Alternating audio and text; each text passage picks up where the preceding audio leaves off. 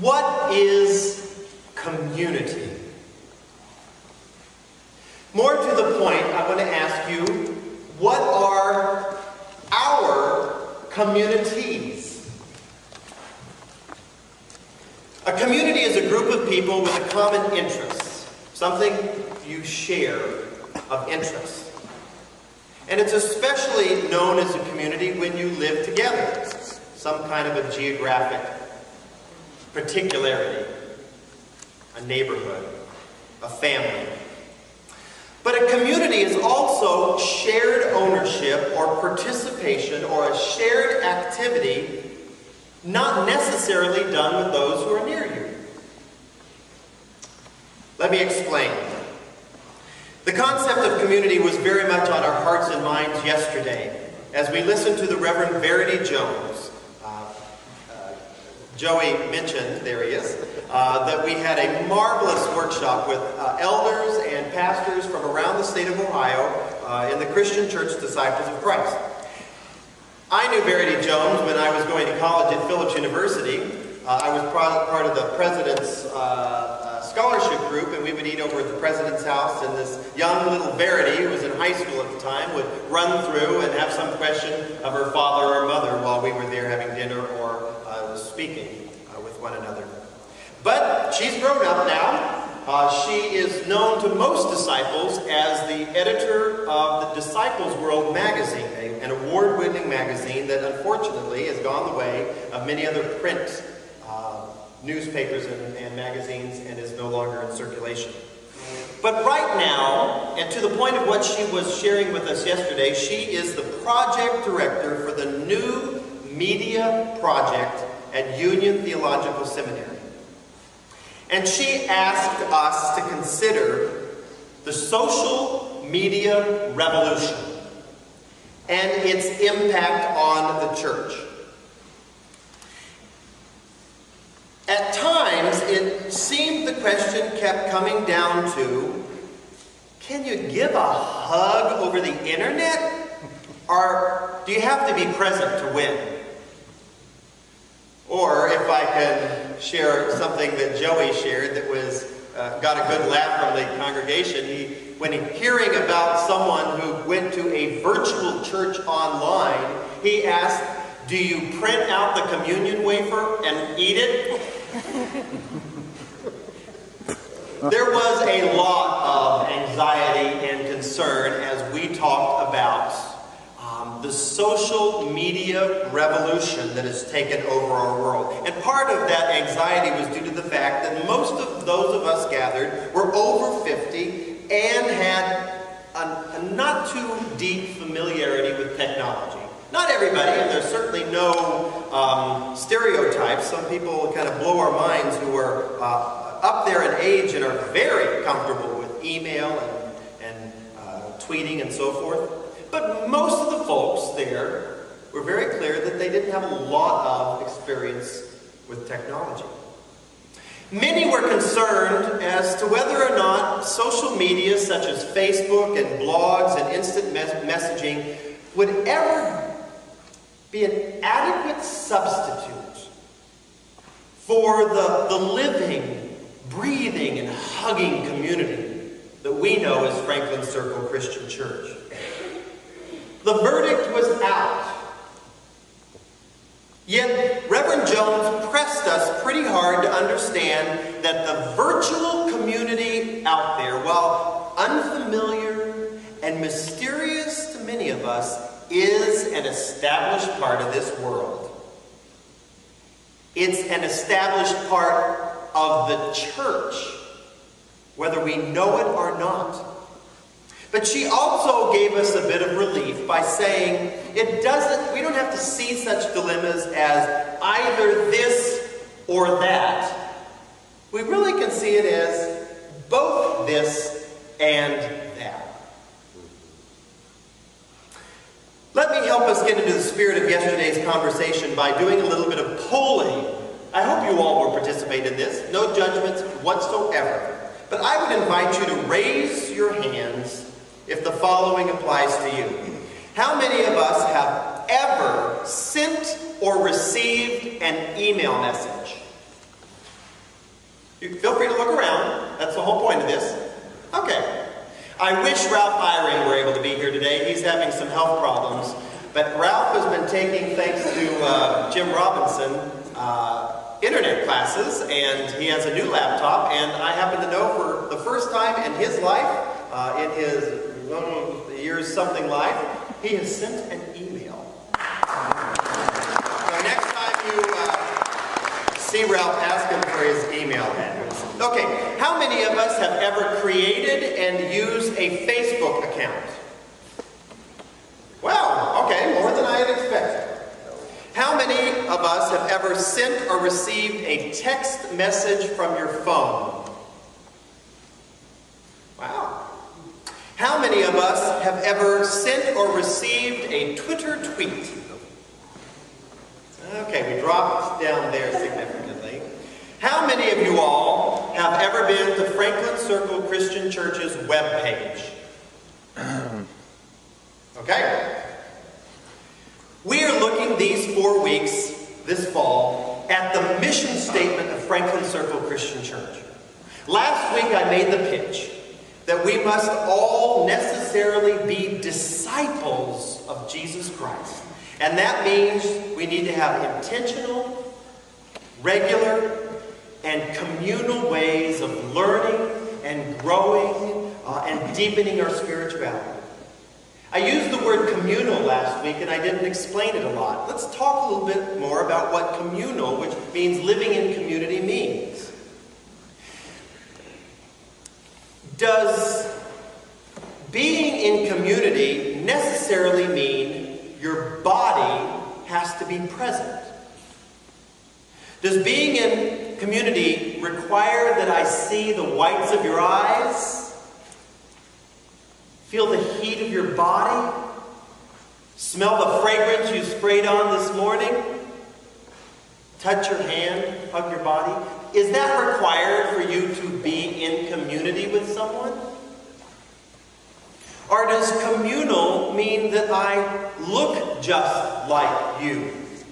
Or I think just like you? Or I'm committed to the same causes like you? How much has to be the same for you and me to be in community? The Apostle Paul, our intrepid evangelist, has been on a preaching mission throughout Asia Minor prior to our scripture reading today. He said a few things that have gotten himself in trouble, and the locals in Thessalonica and Berea, oh, I'm sorry, that's Berea, Middle East, not Berea, Ohio, are so upset that he's got to leave. And he winds up in Athens. Athens, Greece, not Athens, Ohio, to cool off with his disciples. But Paul, being Paul, can't leave well enough alone. He can't sit quietly in the room and just meditate on what's happened. He's got to be out there in the marketplace and the highways and byways. He's a city kind of guy. And he's noticed all these statues around Athens. They're all honoring the Greek culture. You know, you had to learn all those Greek and Roman gods when you were in junior high or high school. And he ends up in the plaza in front of the Areopagus, where the intellectuals gather to debate. Paul shows off a little bit.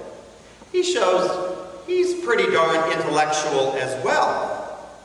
He quotes some Greek poets, and he takes note of a particular statue that is dedicated to an unknown god.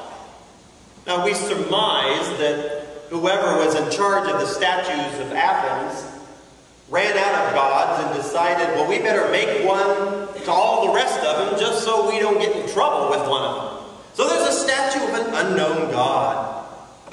And Paul makes the case that maybe, just maybe, one of these unknown gods is the God who created all the earth and humanity itself. Maybe, just maybe, one of these gods is the one populated the earth and made each and every one of us. Maybe, just maybe, that one of these gods is the one that came to us in none other than Jesus Christ, who was resurrected from the dead, the one who will come and save us. It's really a brilliant argument. And Paul does it with a little bit of humor. The writer of Acts describes the scene that Paul arrives at in this way. Now all the Athenians and the foreigners living there would spend their time in nothing but telling and hearing of something new. Sounds like folks around the water cooler at work or the coffee table in the neighborhood. Social commentary, New Testament style. Anyway, so Paul does it with grace and wisdom and good humor. He almost effortlessly is able to move in a community that is not his own. This is not where Paul grew up. And he is conversant in their language. That's not necessarily the language of Greek. It may be so, but the language of what people are talking about, what they're interested in. He knows his audience well, and he speaks their language. He actually honors their community's traditions, but at the same time, he invites them to consider his community, his culture, his faith, his passion, his possibilities. Now, after he made his little argument, some scoffed. Yes, there's always going to be naysayers, and there will always be someone who does not believe what the pastor says in the sermon. That's okay. But the Athenians didn't ride him out on a rail like the Thessalonians and the Bereans had. He did something different here. In fact, his argument was so convincing, there were even converts. Now, Jada, I agree. I don't know how to say these names either, so I'll give it a try. Dionysius the Areopagite and a woman named Damaris. We have some specific names of people who converted to Christianity because of what Paul said, and others with him. Thinking about going into a community and understanding who the people are, I want to ask another poll. By a show of hands, how many of us have ever lived on the near west side or Ohio City now or ever in your lifetime? Who has lived in the area we call the near west side or Ohio City? Okay. How many of you all traveled more than 1 mile to get here? You know, guess it. More than 1 mile. Okay, most of us. How many of us have ever attended a community meeting in this neighborhood? Now, I'm not talking about a church meeting, but a community meeting. Maybe a block club meeting, a safety summit, one of the meetings of Ohio City Incorporated. Who has ever been to a community meeting in this neighborhood? Okay. Now, this is a kind of a question that you'll just have to be the judge of yourself. How many of you think that you grasp, whether you live in this neighborhood or you live elsewhere is fine, but how many of you think you might grasp a little bit of the primary or the fundamental concerns of this neighborhood, of the residents in this community? How many of you think you understand a little bit about what's going on in this neighborhood? Cool. Our mission statement says, we care for the spiritual needs of a culturally diverse community, and we encourage creativity. All that bell ringing going on. What does it mean for a church community which is made up of people from all across Northeast Ohio, literally from Warren and Euclid to Avon and Parma Heights? What does it mean for us to be nestled in this culturally complex and richly historic neighborhood and care for it? to care for its spiritual needs. What does it mean? What does it mean for a church community which seeks to widen the circle for all God's children to encourage creativity?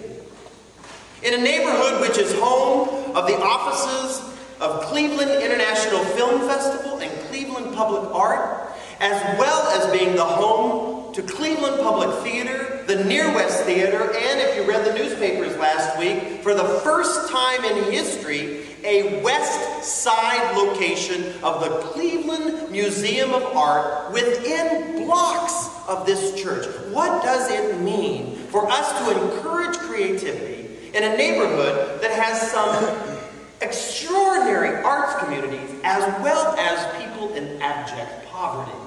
What does it mean?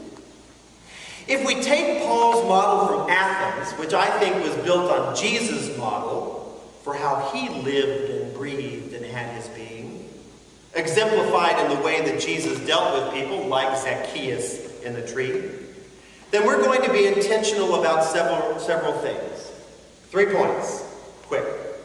If we're going to care for the spiritual needs of a culturally diverse community and encourage creativity, we will take time to know our neighborhood. Whether our community is online and virtual, or bricks and mortars, we will have a curiosity. We will have an interest. We want to know. It doesn't mean we have to agree with it all, but we need to know about these communities, which, after Verity's presentation yesterday, can blow your mind. I didn't know how many social networking sites there were. We'll take time to know our community. Second, we will spend less time judging those who live in communities different from our own, and more time just loving them and sharing the gospel with them. Even Jesus said, "Judge not, lest ye be judged." We'll take time to know our communities. We'll spend less time judging and more time loving.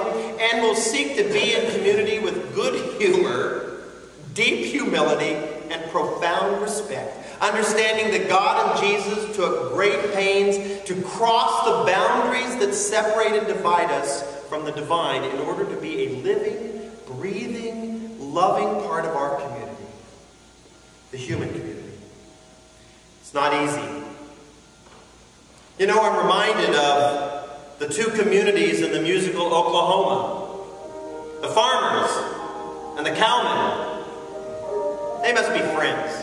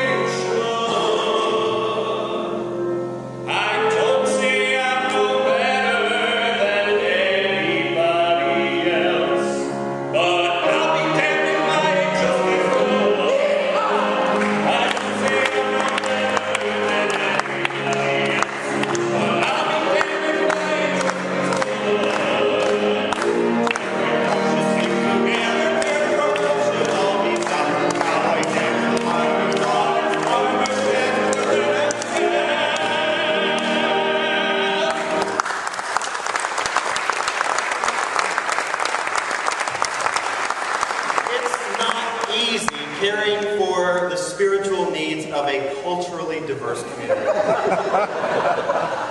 But we cannot afford, and it is not the way of the gospel, to just write off another community because we don't understand it, to ignore it because it's too confusing, and never ever to mock a community that is different from our own. And by community, I do mean virtual as well as those that are flesh and blood, brick and mortar. This means, and hear me, while we do not have to completely embrace social media like Facebook, LinkedIn, WordPress, Twitter, Foursquare, Blogger, Yelp, Google+, Dig, Wikipedia, TypePad, YouTube, we cannot do justice to those who find very real community there until we at least know what they are and hear the real and transforming stories of people whose lives are deeply invested in community online. This means that while we do not have to completely embrace our Hispanic or Catholic worker or Palestinian or artisan or gay and lesbian or local food or techno-geek or entrepreneurial or anti-war or sustainable communities that are all around us within a few blocks, we cannot do justice to those who find very real community until we at least know who they are and hear their very real, transforming stories of their lives being deeply invested in creating community in these ways. I believe that after a few less than successful tries at spreading the gospel, Paul learned a new and different way of bringing the good news to a community. It was Jesus' way. It was there all along. And I believe Jesus' way is the way of Franklin Circle Christian Church, where we try to follow by understanding, by loving and not judging, and by humbly and humorously honoring and respecting the communities around us. And in this way, and only this way, will we ever live and breathe and have our being in that great and most beloved community, the community of God. May it be so. Amen.